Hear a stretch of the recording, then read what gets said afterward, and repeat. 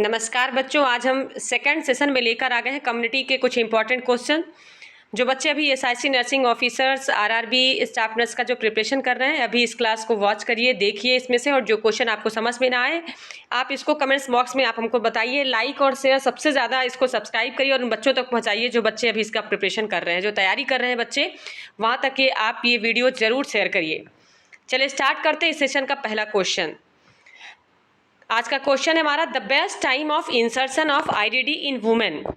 IDD मतलब होता है आपका इंट्रा यूट्राइन डिवाइस, ठीक है। आईयूडी होना चाहिए, यहाँ पे आपका प्रिंट मिस्टेक है, ध्यान रखिएगा, आईडीडी नहीं आईयूडी, आईयूडी, ठीक है।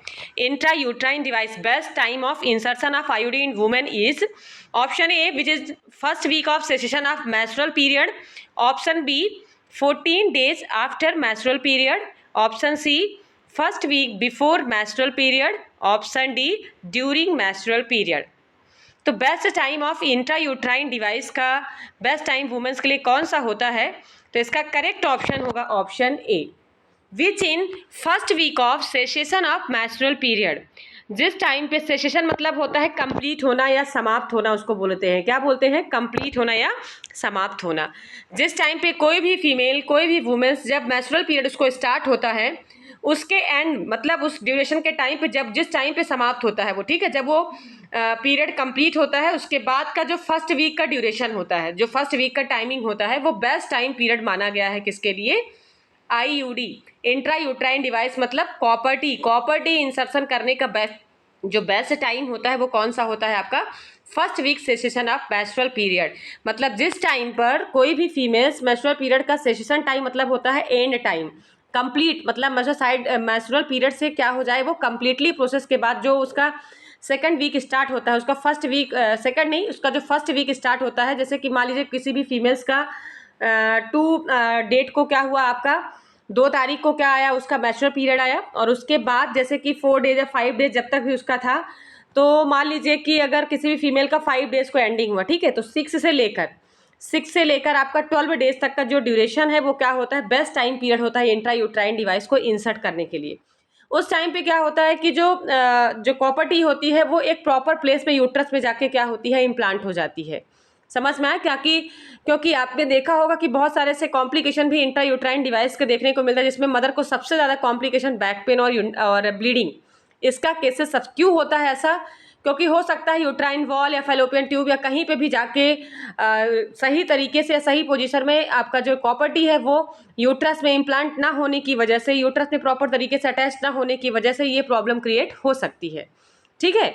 तो ज़्यादा साइड इफेक्ट इसके ना आए तो बेस्ट टाइम पीरियड बताया गया है first week of session of menstrual period, क्योंकि उस टाइम पे क्या होता है? सर्वाइकल जो ऑस होता है, सर्विक्स का जो इंटरनल ऑस होता है वो ओपन होता है, और वो बेस्ट टाइम पीरियड माना गया है। तो इसका करेक्ट ऑप्शन ए होगा। सेकेंड क्वेश्चन हम देखेंगे,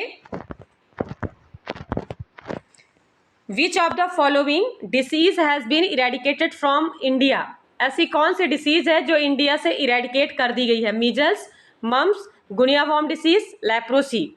तो कौन सी डिसीज है जो इंडिया से आपका इरेडिकेट कर दी गई है? तो इसमें आपको बताना है।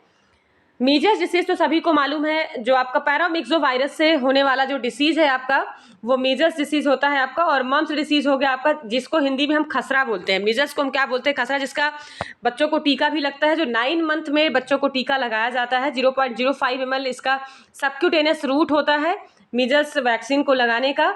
मम्स डिसीज हो गया आपका, जो कि मिक्सो वायरस से आपका फैलता है ये, ठीक है, पैरोटिड ग्लैंड्स को जो अफेक्ट करता है। और आपका मीजल्स जो है उसमें कॉप्लिक स्पोर्ट्स और बाइटोट टंग्स, ये सारे जो मतलब सिम्टम देखने को मिलते हैं वो आपके मीजल्स डिसीज में देखने को मिलता है, ठीक है। और गुनिया वॉर्म डिसीज, इसका करेक्ट जो ऑप्शन है, इसमें बताया जा रहा है कि ऐसी कौन सी डिसीज है जो कि इरेडिकेट कर दी गई है।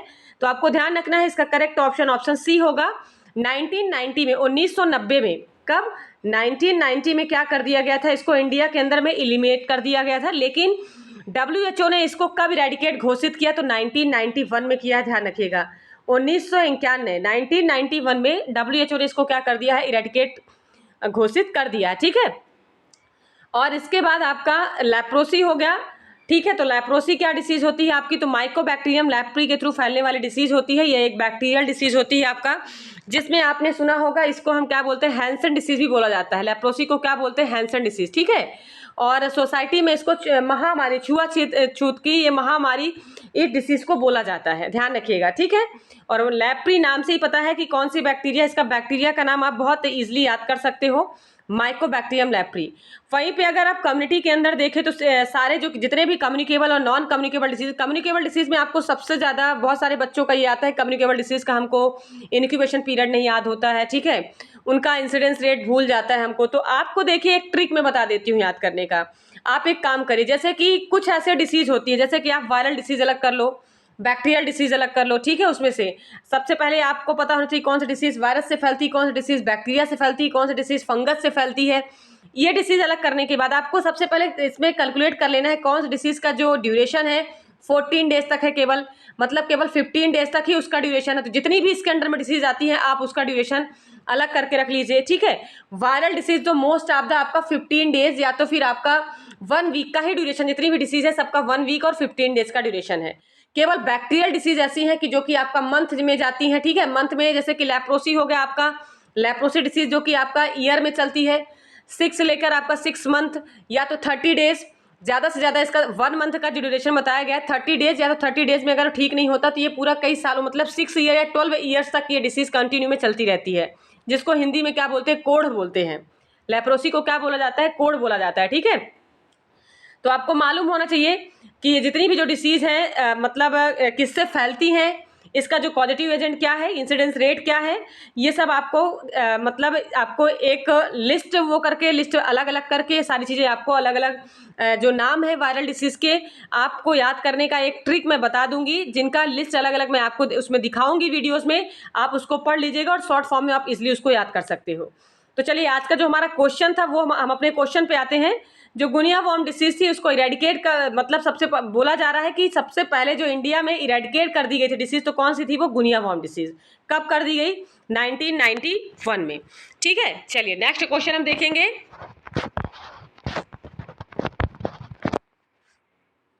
National family planning programme launch, national family planning programme launch, national family planning programme कब लॉन्च किया गया था। तो आपको मालूम होना चाहिए कि national family planning programme launch करने का एक विशेष ऑब्जेक्टिव है, जिसमें से किसी भी फीमेल्स को नेशनल फैमिली प्लानिंग के बारे में एजुकेट किया गया है, ठीक है। और स्पेशल रूप से क्या देखने के लिए, ताकि फैमिली में अगर 2 बच्चे होंगे, जो स्पेशल जो नॉर्म्स है फैमिली प्लानिंग का, इसमें आपने देखा होगा फैमिली प्लानिंग जो मेथड्स बताया गया है आपका टेम्पररी और परमानेंट मेथड बताए गए हैं, जिसमें से टेम्पररी मेथड्स में आपने देखा होगा कि जितनी भी जो आपका आपका जैसे कॉपर टी वगैरह हो गया, ठीक है, मेडिसिन हो गई, टेम्पररी मेथड्स में हो गया आपका।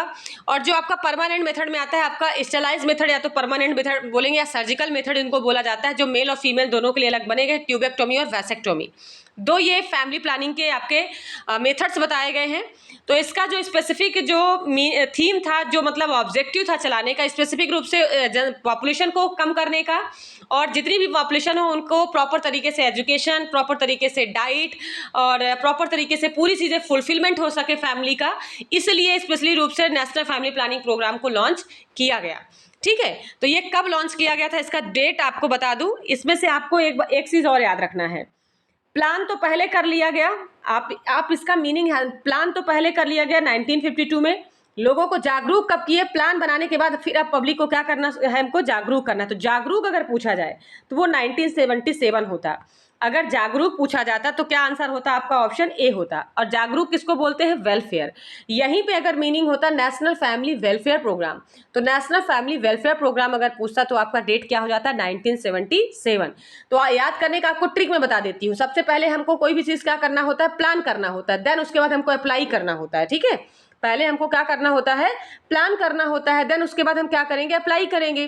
प्लान हमने कर लिया कब, 52 में।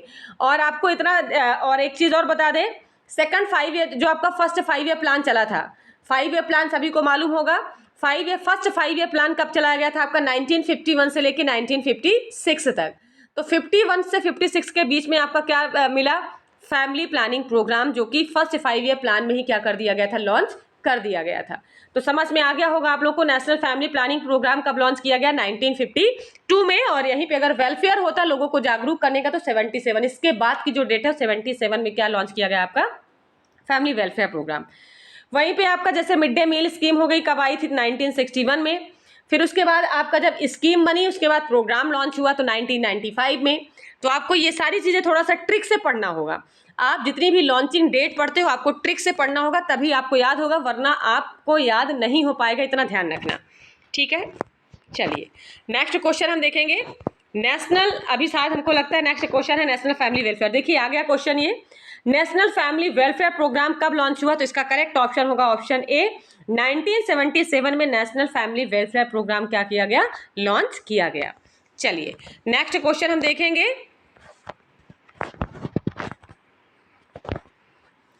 असेप्सिस is method use for in hospital. Asepsis जो मेथड्स होता है हॉस्पिटल में किसके लिए यूज किया जाता है? सभी को मालूम है, एक होता है सेप्टिक, एक होता है आपका असेप्सिस। तो जो असेप्सिस मेथड्स होता है हॉस्पिटल में किस लिए यूज किया जाता है पूछा जा रहा है इसमें। तो treatment of ulcer, infection control and sterilisation methods, disposable of waste, या ट्रीटमेंट ऑफ ट्यूमर। तो सभी को मालूम होना चाहिए यहाँ पे क्या पूछा जा रहा है हॉस्पिटल पे। तो अल्सर भी आपका कहाँ पे ट्रीटमेंट होता है? हॉस्पिटल में। वेस्ट भी डिस्पोज किया जाता है क्या हॉस्पिटल में? नहीं, हॉस्पिटल के बाहर वेस्ट को डिस्पोज किया जाता है। ठीक है, ट्रीटमेंट ऑफ ट्यूमर में तो देखिए पूछा क्या जा रहा है यहाँ पे, असेप्टिक टेक्निक की बात, मेथड की बात पूछी जा रही है यहाँ पे किसी मेडिसिन के बारे में नहीं बता रहा है। यहाँ पे अल्सर अगर ट्रीटमेंट होगा तो उसका कुछ ना कुछ उपचार होगा, कुछ ना कुछ मेडिसिन देंगे तभी तो ट्रीटमेंट होगा आपका। ट्यूमर में भी आप ट्रीटमेंट करोगे तो कुछ ना कुछ आपका मेडिकल या सर्जिकल ट्रीटमेंट होगा, तभी उसका इलाज होगा। ठीक है, यहाँ पे पूछा जा रहा है सेप्टिक। सेप्टिक मतलब मैंने बताया आपको प्रेजेंस ऑफ इन्फेक्शन, बीमारी का प्रेजेंट होना, संक्रमण का प्रेजेंट होना, वो हो गया सेप्टिक कंडीशन। असेप्सिस कंडीशन होता है आपका free from infection. Free from infection ऐसा मेथड्स आप हॉस्पिटल में जब यूज करते हो किसके लिए करते हो आप? Infection control and sterilization.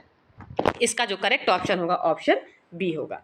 Infection को कंट्रोल करने के लिए और स्टरलाइजेशन मेथड्स को, मतलब आप संक्रमण ना हो विसंक्रमण के लिए, स्टरलाइजेशन मेथड्स के लिए आप क्या करते हो? असेप्सिक टेक्निक का यूज करते हो। इसका करेक्ट ऑप्शन होगा ऑप्शन बी।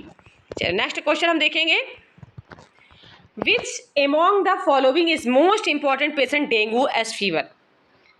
जो इसमें पूछा जा रहा है, जो मान लीजिए कोई भी पेशेंट्स है, ठीक है, डेंगू एज फीवर उसको हुआ है, मोस्ट इंपॉर्टेंट ट्रीटमेंट उस पेशेंट के लिए क्या होगा? डेंगू एच फीवर, और एच मतलब आपको हम बता दें हेमोरेजिक फीवर होता है।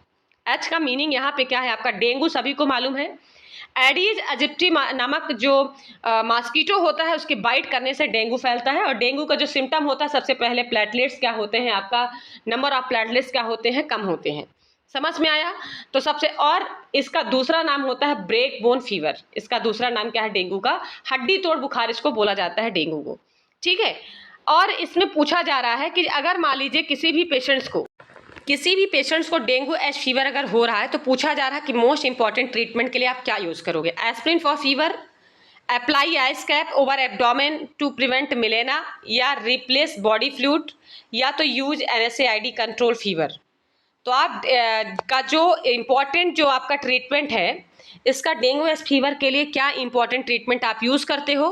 तो इसका आपको इसका करेक्ट ऑप्शन आपको कमेंट्स बॉक्स में बताना होगा। शायद इसका ऑप्शन दिया भी है लेकिन फिर भी आपको कमेंट्स बॉक्स में आपको इसका आंसर, आप लोग क्वेश्चन अच्छे से पढ़ लीजिए क्योंकि हर सेशन में मैं एक क्वेश्चन ऐसा रखूंगी जिसका आंसर आपको खुद से देना होगा, ध्यान रखिएगा। ठीक है, जिसका आंसर आपको खुद से देना होगा, इतना ध्यान रखिएगा। तो ये जो क्वेश्चन है आपका, आप अच्छे से रीड कर लीजिए। Which among the following most important, haemorrhagic fever है अगर किसी भी पर्सन पेशेंट्स को, तो मोस्ट इंपॉर्टेंट ट्रीटमेंट क्या होगा? अप्लाई करेंगे आइस कैप या ओवर एब्डोमेन? हम आंसर को थोड़ा सा मिस कर देते तो सही रहता, लेकिन एक बार क्वेश्चन जरूर पढ़ लीजिए। क्वेश्चन पढ़ लीजिए, एक बार अच्छे से रीड कर लीजिए ताकि इसका करेक्ट ऑप्शन बता सके आप। ठीक है, बाकी आंसर कुछ बच्चों को दिख गया होगा तो कोई बात नहीं, लेकिन फिर भी इसका करेक्ट ऑप्शन आप बताइए और इसका रीज़न भी आपको बताना है। चलिए, एक क्वेश्चन हम जरूर रखेंगे हर सेशन में जिसका आंसर आपको कमेंट्स बॉक्स में बताना है। चलिए नेक्स्ट क्वेश्चन हम देखेंगे। Incubation period of leptospirosis. Leptospirosis जो डिसीज होती है वो क्या होती है आपकी? तो लेप्टोस्पायरोसिस आपका जो कम्युनिकेबल डिसीज होती है, लेप्टोस्पायरा नामक बैक्टीरिया के माध्यम से फैलता है आपका। और जो प्रोटोजोअल डिसीज है, ध्यान रखिएगा, एक ये प्रोटोजोअल डिसीज है, लेप्टोस्पायरा से फैलता है और इसका इंक्यूबेशन पीरियड जो है आपका तो कितना होता है? तो इसका करेक्ट ऑप्शन होगा ऑप्शन सी, जिसमें से होता है आपका 2 से लेकर आपका 30 डेज तक। समझ में आ गया? इसका करेक्ट ऑप्शन ऑप्शन सी होगा। देख लिया क्या ऑप्शन आप लोगों ने? इसका लेप्टोस्पायरा जो डिसीज होती है आपकी, यह एक प्रकार का देखिए कैसे डिसीज होती है, स्किन में पैचेस बन जाते हैं आपका, ठीक है। और इसका जो इंक्यूबेशन पीरियड बताया गया वो कितना होता है, तो लेप्टोस्पायरोसिस डिसीज का जो इंक्यूबेशन होता है वो 2 से 30 डेज होता है। इसका करेक्ट ऑप्शन ऑप्शन सी होगा, ध्यान रखिएगा, ठीक है। नेक्स्ट क्वेश्चन हम देखते हैं, occurrences of disease in half hazards irregular pattern.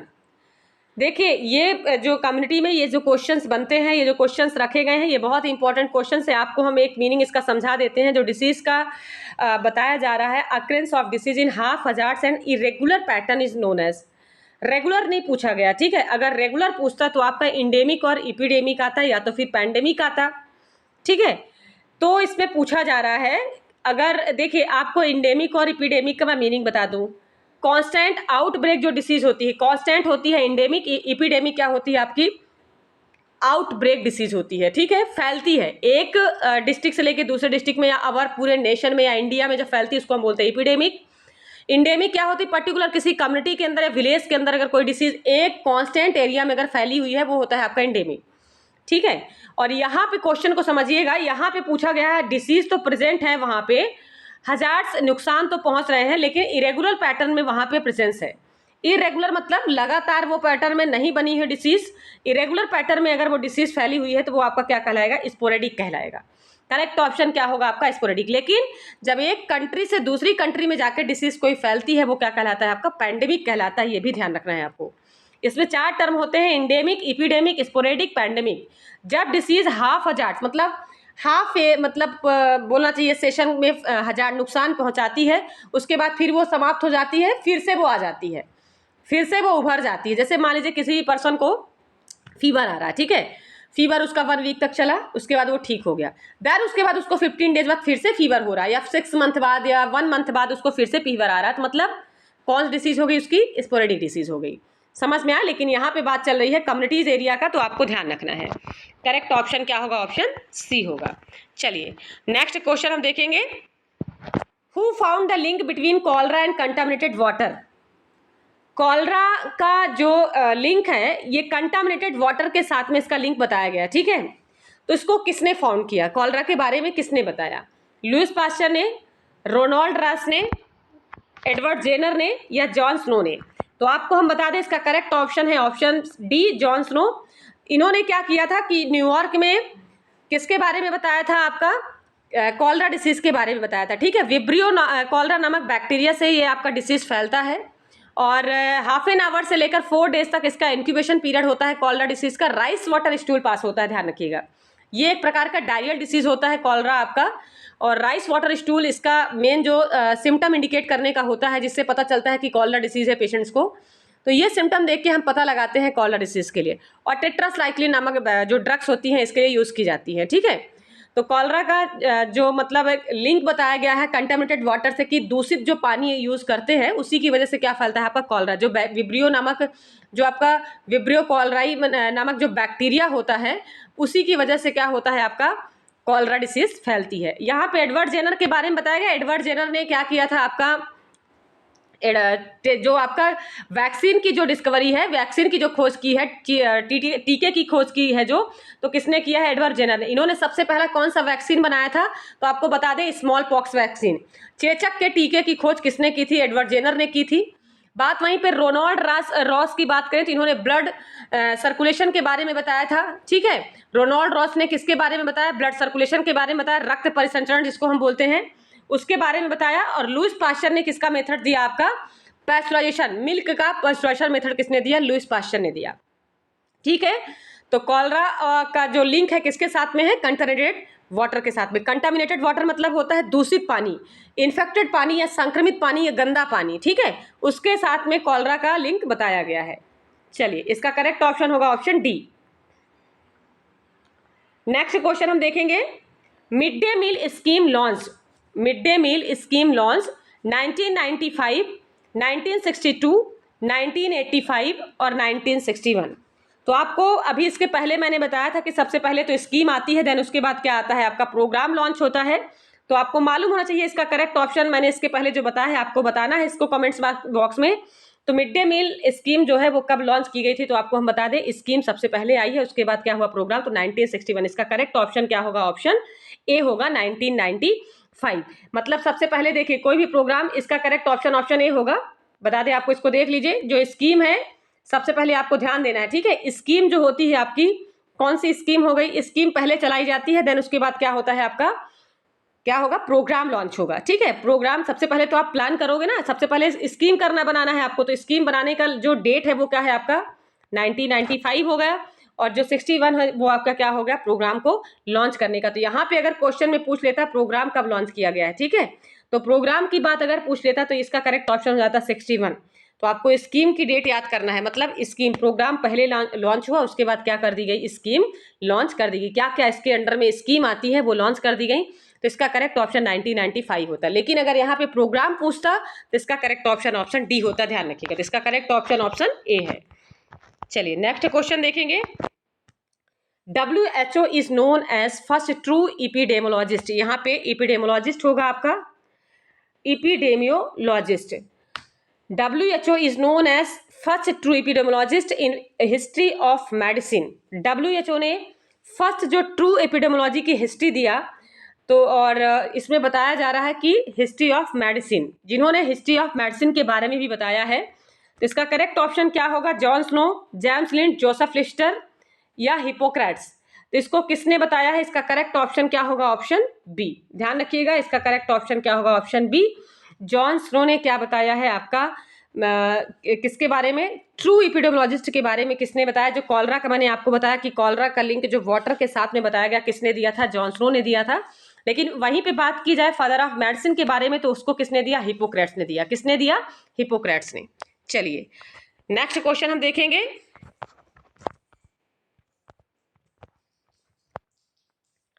Human living standard can be compared in different countries.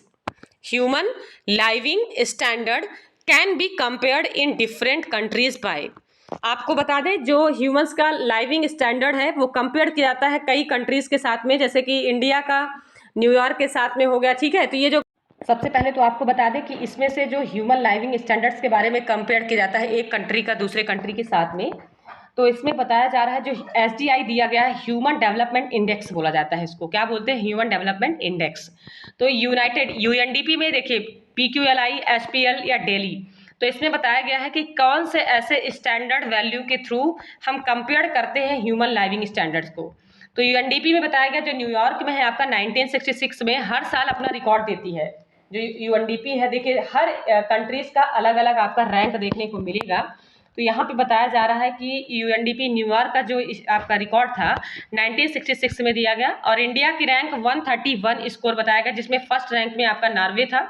Maximum जो स्कोर था आपका, तो लाइफ और इसमें करते क्या है SDI में, तो आप ध्यान रखिएगा SDI में हमेशा किसी भी ह्यूमन पर्सन का लाइफ एक्सपेक्टेंसी कितना है, इनकम के द्वारा हम कितना SDI निकालते हैं उसका, तो ह्यूमन लाइविंग स्टैंडर्ड होता है। समझ में आया, वही क्या होता है आपका ह्यूमन लाइविंग, मतलब डिफरेंट कंट्रीज का वैल्यू निकालते हैं हम, अलग अलग कंट्रीज का, किसके थ्रू, SDI के थ्रू। तो इसका करेक्ट ऑप्शन होगा option A.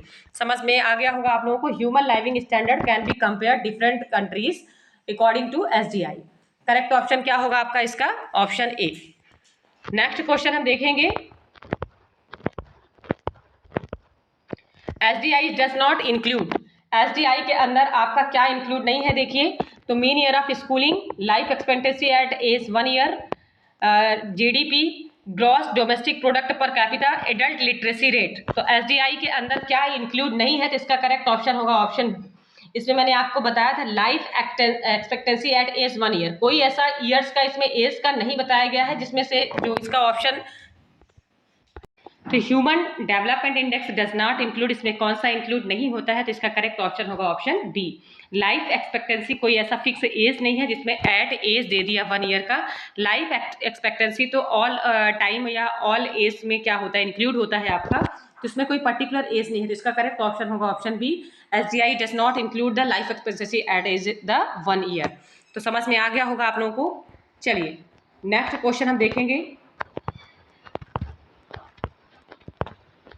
The strain used to BCG vaccine, BCG vaccine में कौन सा स्ट्रेन यूज किया जाता है? आपको बता दें कि जो स्ट्रेन होते हैं वो किसी भी मतलब बीमारी के लिए उसकी जो पैथोजेनिसिटी होती है उसको इंक्रीज करने के लिए हम क्या करते हैं, स्ट्रेन का यूज करते हैं, जिससे क्या होता है मतलब इजिली किसी भी डिसीज को हम किल कर सकें या उससे फाइट कर सकें, या जो इम्यूनिटी पावर है हमारा स्ट्रांग हो सके, वेल हो सके। ठीक है, तो जो पैथोजेंस बने उससे तो वो कैसा बने, आपका स्ट्रॉन्ग एंटीबॉडीज का निर्माण हो सके।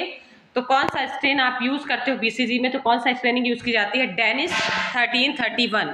डेनिस 1331 यूज किया जाता है। इसका करेक्ट ऑप्शन होगा ऑप्शन सी। चलिए थोड़ा सा फास्ट पढ़ते हैं क्योंकि क्लास का काफी टाइम हो चुका है, तो थोड़ा जल्दी आंसर हम सॉल्व करेंगे। नेक्स्ट क्वेश्चन हम देखते हैं। The infectivity of chicken pox last for, chicken pox का सबसे ज्यादा इन्फेक्टिविटी जो रेट है till the last scab fall off, या 6 days after onset of rashes, या 3rd days after onset of rashes, या टिल द फीवर सबसाइड। तो सबसे ज्यादा आपको हम बता दें कि जो इन्फेक्टिविटी मतलब होता है सबसे ज्यादा संक्रमण का जो ड्यूरेशन होता है, मतलब सबसे ज्यादा इन्फेक्शन का जो पीरियड होता है वो कौन सा पीरियड होता है? तो चिकन पॉक्स का बोला गया है मतलब 3rd डेज। इसका करेक्ट ऑप्शन होगा option C, 3rd days after onset rashes. जैसे ही आपका 3 दिन बाद मतलब रैसेस आ जाते हैं मतलब फेस में, ठीक है, आपका सेंट्रीफ्यूगल और सेंट्रीपिटल, तो आपको मतलब जो 3rd डेज बाद आपकी बॉडी में जो रैसेस बन जाते हैं वो क्या होता है आपका लास्ट 3rd डेज में ये प्रेजेंट हो जाते हैं। तो सबसे ज्यादा इन्फेक्टिविटी रेट बोल पूछा गया है यहाँ पे, तो कब हो जाता है? 3rd days after onset of rashes. तो चिकन पॉक्स का जो रैसेस फैलने का है वो कब होता है? 3rd days after onset rashes. इसका करेक्ट ऑप्शन होगा ऑप्शन सी। चलिए नेक्स्ट क्वेश्चन देखते हैं। नहीं नहीं नहीं, सॉरी 3rd डेज नहीं, 3rd डेज नहीं होगा, 6 डेज होगा, आफ्टर 6 डेज होगा, ध्यान रखना। इसका करेक्ट ऑप्शन होगा ऑप्शन बी। इसका क्या होगा आपका करेक्ट ऑप्शन? ऑप्शन बी होगा, 3rd डेज नहीं होगा। 3rd डेज में तो आपका सबसे पहले तो इसमें साइन एंड सिम्टम्स शो होगा, आपको ध्यान रखना है। फीवर आएगा सबसे पहले, क्या होगा, बॉडी एक आएगी 1st डेज में, 2nd डेज में फीवर आएगा, देन इसके बाद आपका क्या होगा, रैसेस, थोड़ा थोड़ा स्पॉट्स बनेंगे बॉडीज में। लेकिन जो सबसे ज्यादा संक्रमण जो फैल जाएगा वो कितने दिन में होगा आपका? ऑप्शन बी में होगा, 6 days after onset of rashes में क्या होता है, सबसे ज्यादा इन्फेक्शन देखने को मिलता है। समझ में आया? तो ये तो क्या होगा आपका infectivity of chicken pox last for, सबसे ज्यादा इन्फेक्शन लास्ट फॉर कब देखने को मिलता है? 6 डेज में। ठीक है, नेक्स्ट क्वेश्चन हम देखते हैं। Case fatality rate is method measuring, जो केस फैटालिटी रेट होती है आपकी उसको हम मेजर किसके थ्रू करते हैं? इन्फेक्टिविटी, पैथोजेनिसिटी, वायरुलेंस, या केस फैटालिटी जो रेट होता है आपको हम बता दें कि जो आपका मोर्टालिटी रेट होता है। केस फैटालिटी रेट मतलब किसी भी पर्सन्स का अगर मान लीजिए डेथ की कंडीशन, कहीं पे आपको पता करना है कि कितने केसेस मोर्टालिटी मतलब मृत्यु दर कितनी केस है यहाँ पे, तो उसको हम किसके थ्रू मेजर करेंगे? इन्फेक्टिविटी के थ्रू मेजर करेंगे, या पैथोजेनिसिटी के थ्रू करेंगे, या वायरुलेंस या average of duration of disease के थ्रू हम क्या करेंगे? मेजर करेंगे। तो केस फैटालिटी मतलब होता है आपका मृत्यु दर, ध्यान रखना। मोर्टालिटी रेट को कैसे मेजर करना है? तो आप क्या इन्फेक्टिविटी से पता कर सकते हो? नहीं, आप इन्फेक्टिविटी से केवल बीमारी का पता कर सकते हो। पैथोजेनिसिटी से पता कर सकते हो? नहीं, आपको केवल बैक्टीरिया और वायरस का ही पता चलेगा कि डिसीज किसके थ्रू फैली है। ठीक है, एवरेज ड्यूरेशन ऑफ डिसीज से नहीं, आपको किसके माध्यम से पता चलेगा? आपको वायरुलेंस के माध्यम से पता चलेगा, ऑप्शन सी। कैसे? देखिए, वायरुलेंस होता है जब आप इन्फेक्टिविटी रेट, मतलब इन्फेक्टिविटी रेट भी आप नहीं बोल सकते हो, सीवियरिटी ऑफ डिसीज बोल सकते हो। इन्फेक्टिविटी रेट नहीं बोलेंगे, सीवियरिटी ऑफ डिसीज या पॉइजन केसेस ऑफ डिसीज, या तो फिर आप बोल सकते हो आपका हार्मफुल कंडीशन ऑफ डिसीज। तो क्या वायरुलेंस रेट थी वहां पे, क्या उसका इंसिडेंस, क्या उसका प्रिवलेंस रेट था? आपको हम बता दें कि जैसे कोई भी डिसीज की वजह से किसी भी पर्सन की डेथ होती है, तो क्या वो इंसिडेंस, उसका इंसिडेंस क्या था, क्या उसका प्रिवलेंस रेट था? तो इंसिडेंस मतलब होता है नया केस, नई डिसीज की वजह से क्या मतलब उसकी डेथ हो गई, या प्रिवलेंस पहले से कोई बीमारी उसको थी, प्रिवलेंस है पुराना केस है, क्या दोबारा से वो रिकरेंट हुआ है, दोबारा से वो केस फिर से, पुराना केस फिर से आया है क्या दोबारा, उसकी वजह से बीमारी हुई और उसकी मृत्यु हुई। तो केस फैटालिटी रेट का जो मेजर करने का जो मेथड्स होता है किसके थ्रू करते हैं? हम वायरुलेंस के थ्रू करते हैं। चलिए नेक्स्ट क्वेश्चन हम देखेंगे। Chronic exposure to poor lightning cause, chronic exposure, मान लीजिए किसी भी पर्सन की आंखों में बार बार पुअर लाइटिंग एक्सपोज हो रही है, कम लाइटिंग या कम प्रकाश में अगर कोई बार बार आंखें टच में आ रही हैं, या कम प्रकाश में जैसे कोई पर्सन बार बार देखता है, पढ़ता है, रीड करता है, कुछ भी करता है, तो क्या प्रॉब्लम क्रिएट हो सकती है? Minor nystagmus, white finger, cataract, blurring vision. तो क्या प्रॉब्लम हो सकती है बताइए? इसका करेक्ट ऑप्शन होगा ऑप्शन ए।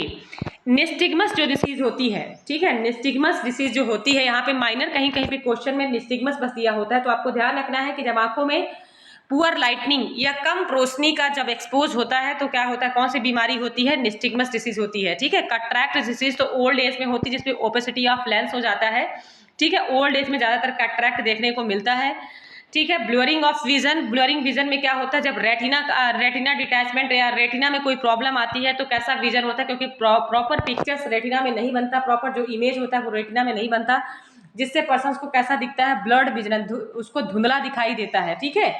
तो ये रीजन आपका पुअर लाइटनिंग में देखने को नहीं मिलेगा। पुअर लाइटनिंग में बार बार एक्सपोज होने से क्या देखने को मिलेगा, माइनर निस्टिग्मस की कंडीशन देखने को मिलेगी।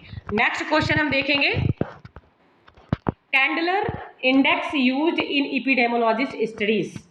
कैंडलर index is used in epidemiological studies. Candler जो इंडेक्स है इसका यूज एपिडेमियोलॉजिकल स्टडीज में हम कौन सी डिसीज के लिए करते हैं, roundworm disease, hookworm disease, guinea worm disease या सैंड फ्लाई के थ्रू करते हैं। कैंडलर इंडेक्स जो यूज होता है, जो आपका एपिडेमियोलॉजिकल स्टडीज तो सभी को मालूम होगा कि स्टडी ऑफ डिसीज का रेशियो जानने के लिए हम यूज करते हैं।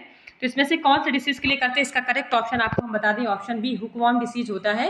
और जितने भी वॉर्म करके जो डिसीज है, गुनिया वॉर्म डिसीज हो गया, हुक वॉर्म डिसीज हो गया, राउंड वॉर्म इन्फेक्शन हो गया, ये सारे जो डिसीज होते हैं आपकी वो पैरासाइटिक इन्फेक्शन की वजह से आपका ये डिसीज होता है, जो लाइव क्या करते हैं आपके स्टमक में जाके सर्वाइव करते हैं और वहीं से अपना फूड लेते हैं और पर्सन धीरे धीरे क्या होता है, ब्लड को सक करते हैं, पर्सन धीरे धीरे क्या होता है, वीक होता चला जाता है।